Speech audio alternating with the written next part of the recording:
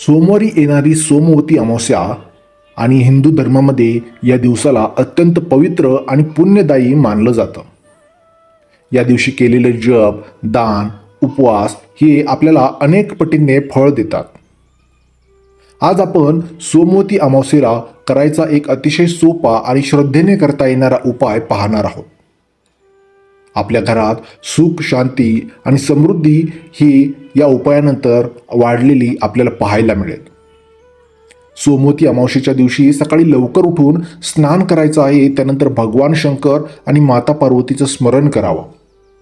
त्यानंतर एका तांब्याच्या लोट्यात स्वच्छ पाणी घ्या. त्यामध्ये थोडे काळे तीळ आणि एक फूल टाका.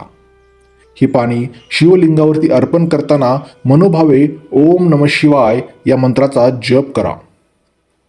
असं म्हटलं जातं की या साध्या उपायामुळे मनामधील जी नकारात्मकता असते ती कमी होते, घरातील कलह शांत होतो आणि जीवनामध्ये सकारात्मक ऊर्जा वाढते.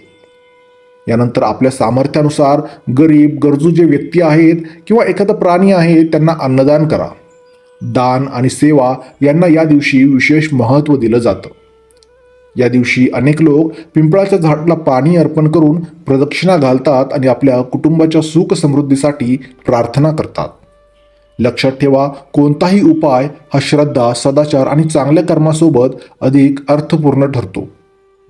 केवळ उपाय करून नाही तर चांगले विचार आणि चांगली कृती करून जीवनामध्ये खरा बदल घडतो. व्हिडिओ जर आवडला असेल तर व्हिडिओला नक्कीच लाईक करा.